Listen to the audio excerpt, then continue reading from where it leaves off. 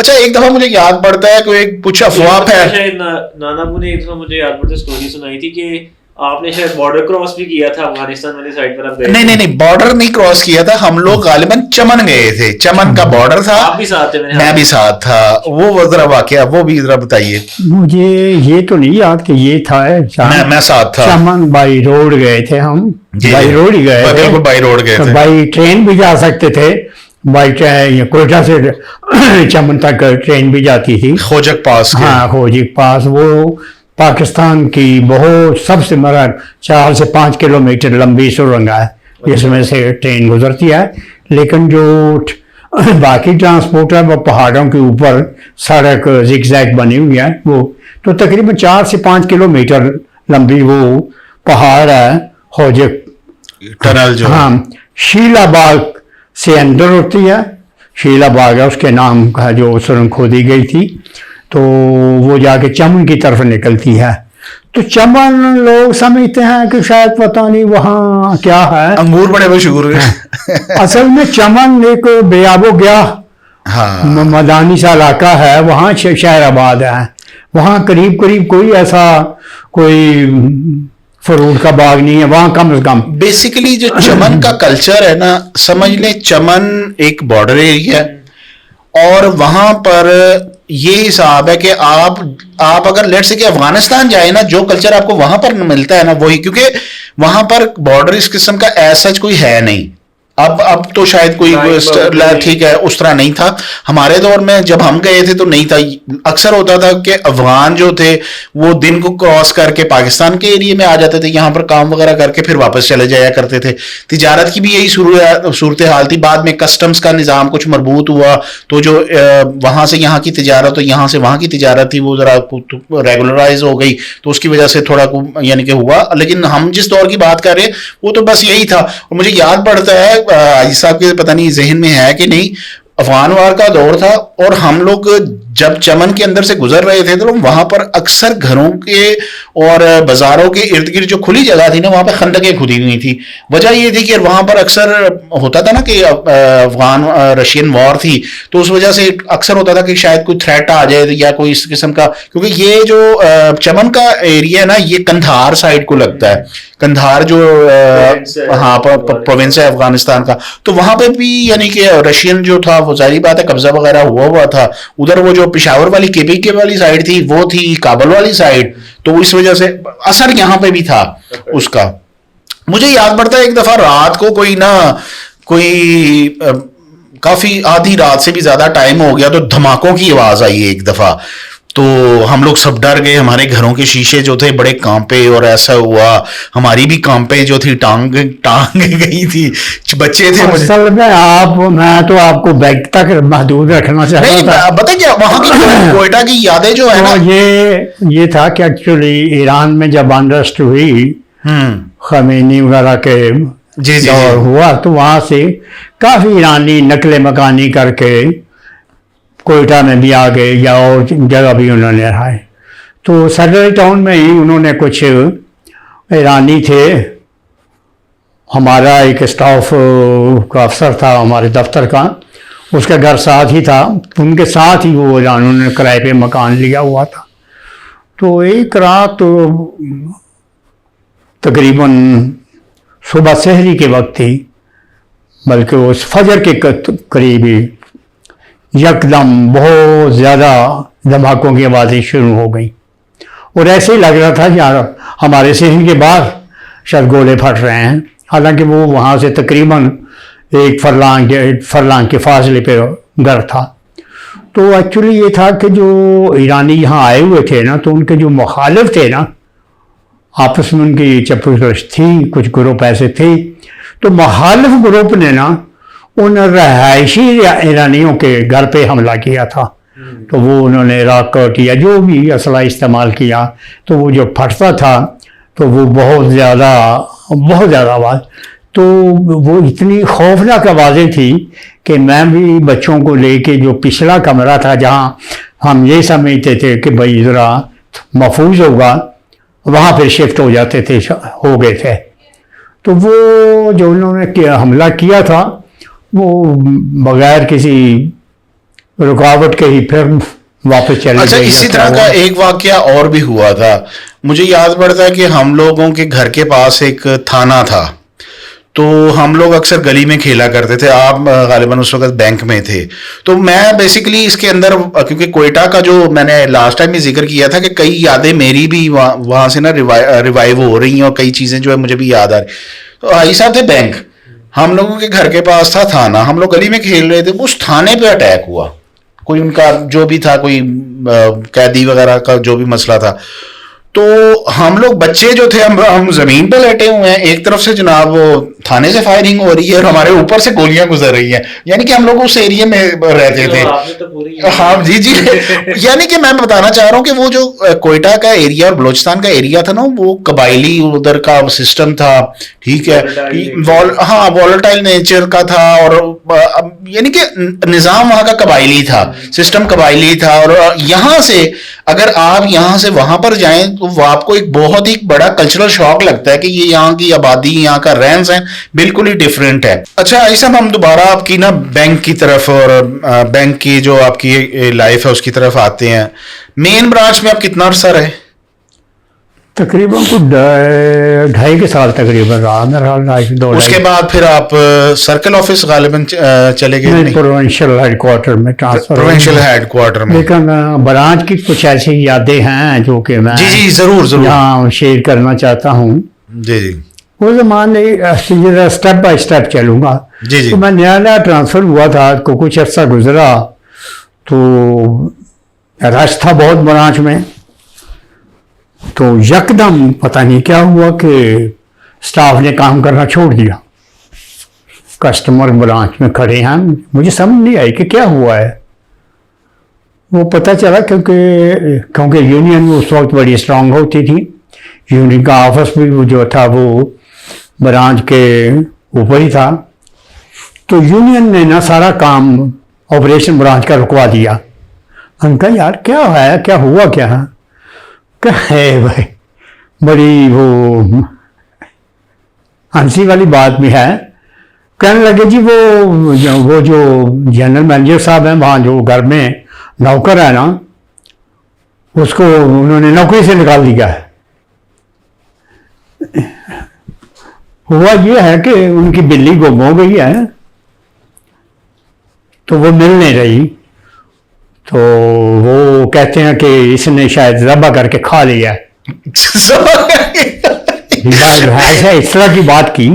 अच्छा, तो वो रिएक्शन में ना कि जो उसको निकाल दिया है नौकरी से, तो वो हम बड़ा काम बंद। नहीं, जनरल मैनेजर साहब के घर पे जो मुलाजिम था वो बैंक का मुलाजिम था?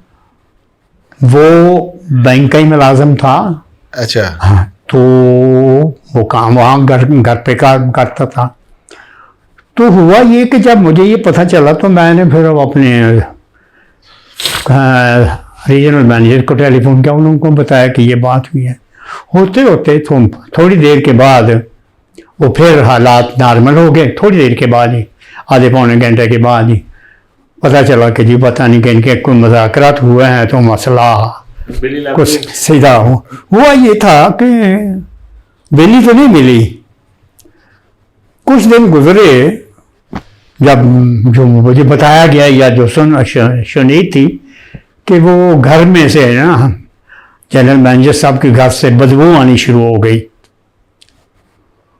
तो वो बदबू को ट्रेस करते करते वो देखा तो एक अलमारी खोली, तो वही बिल्ली जिसका मसला था वो बिल्ली उस अलमारी के अंदर बंद मरी पड़ी थी। हुआ ये था कि वो कहीं बिल्ली बेचारी वहाँ अलमारी में चली गई, वो दरवाज़ा किसी ने बंद कर दिया, वो किसी को पता ही नहीं चला। इतने दिन खोली भी नहीं वो अलमारी। तो वो जो गुमशुदा बिल्ली थी वो वहाँ से निकली और फिर उन्होंने अपनी सफाई की। तो ये एक बड़ा हाँ रुकवा दिया जी, बिल्ली ने सरकारी काम रुकवा दिया। वाह जी वाह। अच्छा, इसके अलावा उस ब्रांच में आपने जो एक्टिविटीज की और जितना अरसा रहे, कोई और काबिल जिक्र वाकया, कोई ऐसी शख्सियत से मुलाकात हुई हो जो बड़ी कोई आपको यादगार रहे? बैंक में कोई डकैती चोरी टाइप वाला सीन इस तरह का कोई? नहीं, अल्लाह का फजल है, शहर में कोई ऐसा वाक़या कोई क्योंकि नहीं हुआ। हालात तो वहाँ के कबायली टाइप यानी कि थे, लेकिन ये है कि कोयटा शहर जो था ना, वो एज कम्पेयर टू यानी कि अदर बलोचिस्तान, वो थोड़ा थोड़ा सेफ एंड साउंड, इन तमाम वाकयात के बावजूद सेफ एंड साउंड था। अच्छा, मुझे याद पड़ता है, आप मुझे जिक्र किया करते थे एक बीकन हाउस की, आपको गालिबन कोई खातून प्रिंसिपल मिलने आई थी, वो आपका? वो मेरे ज़माने में ही वो बीकन हाउस स्कूल खुला था वहाँ जी जी जी। कोयटा में। तो बीकन हाउस की जो टीचर्स थी, बीकन हाउस का जो फीस जमा करने का सिस्टम था वो मेरी ब्रांच में था। वो जो भी चालान होता था वो हमारी जो भी स्टूडेंट्स के वालिदैन थे वो वहाँ के जमा कराते थे। हत्ता कि जो स्टाफ की सैलरी से उनके अकाउंट भी जो वो मेरी ब्रांच में ही थे। तो एक दिन एक साहिबा तशरीफ़ लाई, मुंह में पान डाला हुआ, हाथ में वो थैली लटकाई हुई जिसमें पान वगैरह रखते हैं। शख्सियत जानी पहचानी थी। तो वो तशरीफ़ लाई, मेरे केबिन में बैठी है। तो वो उस बीकन हाउस की पहली प्रिंसिपल थी। तो वो मशहूर व मरूफ शख्सियत, बहुत ही मशहूर व मरूफ टीवी आर्टिस्ट थी। बहुत ज़माने में वो मज़ाहिया ड्रामों में ख़ास कर वो, नाम ले सकते हैं आप? नाम बताएं। दुर्दाना भट्ट था मेरा ख्याल, शायद जी, जी, जी, जी। यही नाम था मेरा जी, जी। ख्याल है, अगर मैं भूल नहीं रहा था। जी जी तो वो माशाल्लाह टाइम पे टीवी एक्ट्रेस थी। जी जी जी। हाँ, उनकी बेसिकली वो टीचर भी थी ना। टीचर भी थी। ठीक है, वो अब तो मेरे ख्याल दुनिया से पर्दा कर गई हुई पर्दा हैं। कर दो, बाहर में उनके बहुत ड्रामे हमने भी देखे टीवी पे, बहुत पर ज्यादा। बहुत मशहूर उनके ड्रामे हैं। बहुत। आंगन टेढ़ा गालिबन। नाम तो नहीं मुझे याद, हाँ, बहुत से ड्रामे हमने उनके देखे और बहुत माशाल्लाह बहुत उनकी बहुत ही अच्छी एक्टिंग होती थी। बहुत प्यारे प्यारे मज़ाहिया ड्रामे होते थे जिसमें सीरियस भी होते थे और मज़ेदार ड्रामे थे और लोग एंजॉय करते। अच्छा, आपकी जो ब्रांच थी वो एक कोयटा के हब में थी, ठीक है। तिजारती समझ लें, एक कोयटा है ही एक तिजारती शहर है। ऐसा अगर हम लोग वहाँ पर देखें तो तिजारत ही मेन, दुकानदारी या तिजारती वहाँ पर यानी कि सारा कुछ है। क्या लोगों के हालात थे? खुशहाली थी लोगों की, ठीक है, पैसों की रेल पेल थी?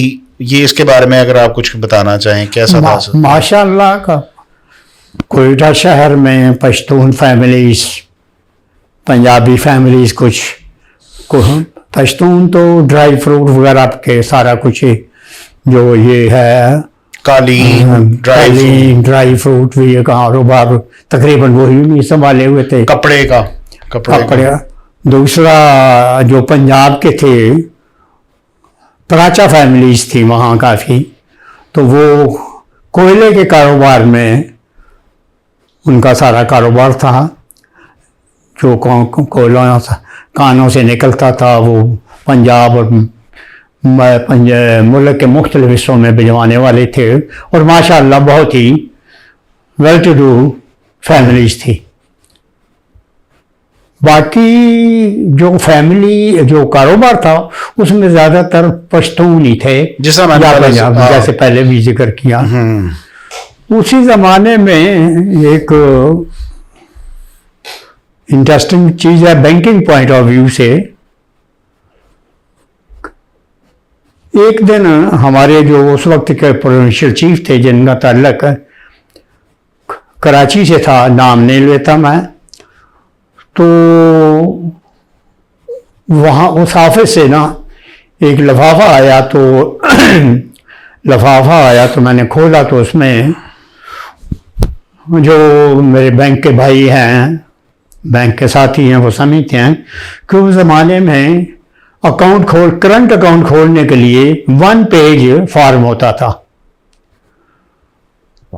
तो वो 1 पेज फॉर्म आया, उस पे अकाउंट होल्डर के साइन पहले से हुए थे, नाम भी फर्म या कंपनी का जो लिखा हुआ था। तो उसमें एक खाना होते हैं कि इस अकाउंट को इंट्रोड्यूस किसने कराया है, इंट्रोडक्शन किसका है।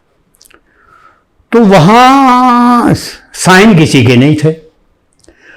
और बैंक में ये बेसिक जिम्मेदारी मैनेजर की होती है कि वो विदाउट इंट्रोडक्शन कोई अकाउंट नहीं खोला जाएगा, और प्रॉपर इंट्रोडक्शन होना चाहिए। इंट्रोडक्शन के खाने में ना मक्खी नुमा एक इनिशियल किए हुए थे, बिल्कुल जैसे मक्खी साइज है ना, इसी तरह का। वो मेरा ख्याल है प्रोविंशियल हेडक्वार्टर के जो हेड थे उन्हीं के इनिशियल थे, और उन्हीं की तरफ से आया था। उस फार्म पे जो एड्रेस था वो भी कराची का था। बाहर अकाउंट तो मैंने खुलवा दिया, कंसर्न आदमी को कह के, जो ऑफिसर को अकाउंट खुल गया, सारा कुछ हो गया। जो उस अकाउंट के थ्रू फिर करोड़ों रुपए की फैसिलिटी भी अवेल की गई, और बहुत हैवी अमाउंट की फैसिलिटीज अवेल की गई। होते होते ब्रांच की इंस्पेक्शन हुई, तो ब्रांच की इंस्पेक्शन जब होती है तो वो सारा कुछ रिकॉर्ड चेक करते हैं, भाई अकाउंट सही खुल रहे हैं, सही काम हो रहा है।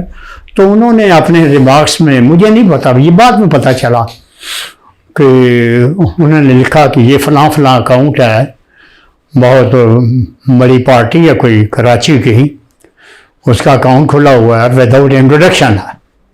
मैनेजर ने इंट्रोडक्शन नहीं डाली, मुझे नहीं पता था कि रिपोर्ट ये आई है।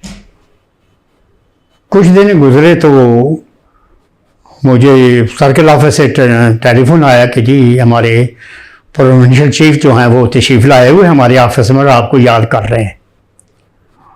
मैं जल्दी जल्दी उठ के थोड़े से फासले पे ब्रांच से दफ्तर था, वहाँ पहुँचा तो प्रोविंशियल चीफ साहब अपने सर्कल चीफ के कमरे में तशरीफ फरमा थे, कुर्सी पे। तो उन्होंने मुझे जाते ही उस अकाउंट के इंट्रोडक्शन के बारे में पूछा कि आपने इंट्रोडक्शन नहीं डाली थी। मैंने सिर्फ सादा सा जवाब दिया कि मैं पार्टी को नहीं जानता कि कौन पार्टी है, कौन से हैं लोग, ये ना मेरे सामने कोई साइन हुए, ना मैंने पार्टी को देखा है, ना मिला हूं। तो मैंने इंट्रोडक्शन नहीं डाली, मैंने खाली छोड़ दिया था। जा बाहर उन्होंने अपने अंदाज से, जो उनका अंदाज था, नाराजगी का इजहार किया, और जो वो कह सकते थे मैंने खामोशी से सुन लिया। ये बातें उन्होंने ज़हन में बैठा ली हुई थी, और ये एक्चुअली बहुत बड़ा गलत काम था जो कि उस ब्रांच के थ्रू करवाया जा रहा था। अरसा गुजरा, पता चला कि वो जो पार्टी है बहुत बड़ी बिजनेस कम्युनिटी से उसका ताल्लुक है, कराची का। तो वो जब प्राइवेटाइजेशन का सिलसिला बैंक का चल रहा था या बैंकों का, तो वो पार्टी भी हमारे बैंक को खरीदने में इंटरेस्टेड थी। इसी चीज को मद्देनजर रखते हुए वो कराची से बिलोंग करते हुए सीनियर एग्जीक्यूटिव जो हमारे प्रोविंशियल चीफ भी थे, वो उनको अकोमोडेट कर रहे थे या किया जा रहा था कि कल ये जब बैंक प्राइवेटाइज होगा उससे तो फायदा उठाएंगे। तो हो सकता है, मैं ये जो बाद में मुझे सुनी थी कि हो सकता है मैं इसी बैंक का प्रेसिडेंट भी बन जाऊं। बहरहाल यानी कि वो जो काम किया जा रहा था वो ऑफ द वे जाके उनको फैसिलिटेट किया जा रहा था। ऑफ द वे था या जो भी था, मकसद उसका यही था। पार्टी रहती कराची में है, कारोबार उसका सारा वही है। जो जिस मकसद के लिए वो फैसिलिटी अवेल कर रहे थे वो भी बलूचिस्तान का एंड कराची का साथ ही गडानी शिप ब्रेकिंग जहाँ इंडस्ट्री काम कर रही थी, अब वो इशारतन आप समझ गए होंगे या समझ जाएंगे मेरे। वो जो था बैंक पूरा हुआ काम के नहीं? नहीं, सारा कुछ बिल्कुल रेगुलर काम होता रहा, लेकिन ये बात पहुंचते पहुंचते बाकी डायरेक्टरों को तक भी पहुंच गई, जो बैंक के डायरेक्टर थे बाकी। बहरहाल वो प्रोविंशियल चीफ जो थे उस वक्त के हमारे प्राइम मिनिस्टर थे मिस्टर जेनेजो। तो हमारे उस वक्त के वो प्रोविंशियल चीफ की आदत थी कि वो ज़्यादा वक्त कराची में गुजारते थे। कोयटा वो सिर्फ चंद दिनों के लिए आते थे, फिर कराची चले जाते थे। तो जेनेजो साहब तशरीफ़ लाए कोयटा में, वज़ीर आज़म, तो वहाँ चेंबर ऑफ कॉमर्स ने ये शिकायत कर दी कि इस बैंक का जो चीफ है वो तो यहाँ रहता ही नहीं है, वो तो कराची में रहता है। ठीक है, तो जेनेजो साहब ने नाराज़गी का इजहार किया। तो उस मीटिंग में जो बैंक को रिप्रेजेंट कर रहे थे हमारे उस वक्त के जनरल मैनेजर, उनसे पूछा गया कि भाई वह कहाँ हैं? तो उन्होंने कहा जी वो ग्वादर गए हुए हैं। जो मुझे बाद में ये बात पता चली, क्योंकि प्राइम मिनिस्टर का सुख तो 1 सेकंड में, 2 मिनट में, 4 मिनट में उन्होंने ग्वादर रब्ता किया और वहाँ से कंफर्मेशन ली कि इस नाम के जो बैंक एग्जेक्टिव है कहाँ, यहाँ है कि ग्वादर तो नहीं है, लेकिन वो वहाँ नहीं थे, वो कराची में थे।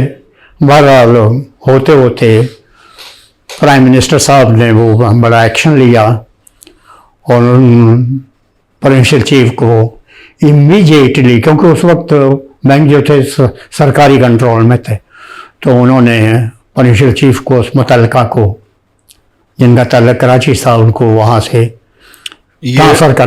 ट्रांसफ़र करवा के बल्कि कर दिया गया। ये वही प्रोविंशियल चीफ हैं जिनका जिक्र हो रहा है जो बाद में वो प्रेसिडेंट बनना चाह रहे थे, उसका वही थे। वो जो आप बता रहे हैं प्रेसिडेंट, वो बाद में बने जिन्होंने? नहीं, कुछ भी नहीं बने। अच्छा, वो फिर चाह रहे थे, वो भी नहीं खरीद पाए। नहीं, वो भी खरीद नहीं, वो दूसरे ग्रुप में थे। तो वो फिर कराची ट्रांसफर होकर वापस चले गए। उनकी जगह जो उनके नंबर 2 थे उस वक्त, वो प्रोविंशियल चीफ बन गए माशाल्लाह। तो फिर थोड़े अरसे के बाद मेरी ट्रांसफ़र ब्रांच मैनेजर से वहाँ प्रोविंशियल ऑफिस में एज ए नंबर 2 ट्रांसफ़र हो गए, क्योंकि उससे पहले जो नंबर 2 थे वो पहले वाले प्रोविंशियल चीफ कराची से साथ लेके आए हुए थे 2-4 बंदों को, तो उनकी भी ट्रांसफ़र उन्होंने फिर वापस कराची में करवा ली। तो अब उस ऑफिस में कुछ लोगों की ज़रूरत थी तो मुझे फिर ब्रांच से वहाँ उस ऑफिस में ट्रांसफ़र हो। हाजी साहब, जब आप प्रोविंशियल ऑफिस गए थे तो मुझे याद पड़ता है कि ये जो बलूचिस्तान असेंबली की मौजूदा इमारत है, ये आपके ऑफिस के कुछ करीब ही कहीं, हाँ, बाद में मेन रोड पे, और उन्हीं दिनों में गालिबन ये तामीर भी हुई थी, कुछ नई तामीर। और बड़ा कोयटा शहर का जो मेन होटल है, जो वो भी आखिरी मराहल में बना था। बिल्कुल सरीना होटल। कोयटा में एक ही समझ लें कि मेन जो बड़ा होटल है सरीना होटल है, वहाँ की अब भी वो जो है ना उसकी बिल्डिंग, वो जिस तरह की पुरानी कच्ची दीवारों टाइप की ना, वो थी, उस थीम पे बनी हुई है। बड़ा खूबसूरत होटल है कोयटा का, बड़ा वो हार्ट के अंदर है। अच्छा, प्रोविंशियल ऑफिस में फिर आप कितना अरसा रहे और कैसा वक्त गुजरा आपका प्रोविंशियल ऑफिस में? प्रोविंशियल ऑफिस में ही था मैं, तो मेरा ख्याल है कि कोई अमेरिकन ट्रेनिंग प्रोग्राम आया बैंकिंग काउंसिल में, तो उसके लिए उन्होंने कुछ नाम शाम मांगे। तो जो क्राइटेरिया बैंकिंग काउंसिल ने दिया था सिलेक्शन का, उसमें मैं ही अकेला पूरा उतर रहा था, तो मेरा नाम रिकमेंड होके चला गया। वहाँ नाम गया बैंकिंग काउंसिल में, तो पता नहीं क्या हुआ, वहाँ दोबारा आया कि नहीं जी आप दोबारा एक्सरसाइज करें।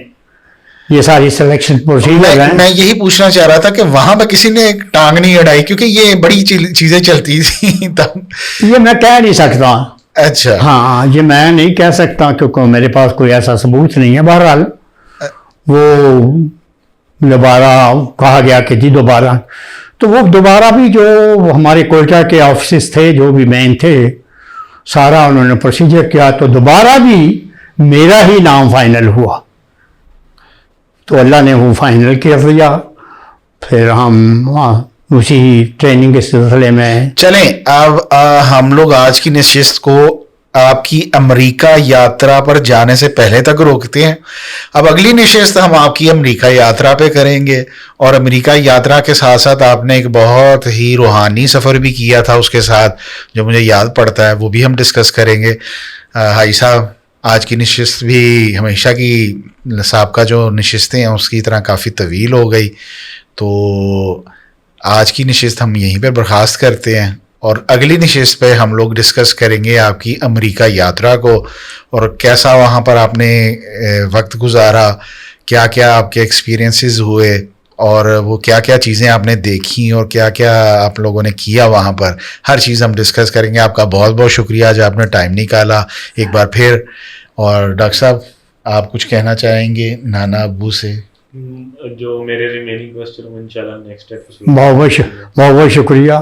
थैंक यू वेरी मच तमाम सुनने देखने वालों को, और उम्मीद है आप लोगों को हमारे इस सफ़र में मज़ा आ रहा होगा। चैनल को सब्सक्राइब और वीडियोस को लाइक ज़रूर किया करें ताकि हमारी हौसला अफजाई हो, और हम लोग इसी तरह नई से नई वीडियोस जो हैं आपके लिए बनाते रहें और आपको महसूस करते रहें। बहुत बहुत शुक्रिया। अल्लाह हाफिज़।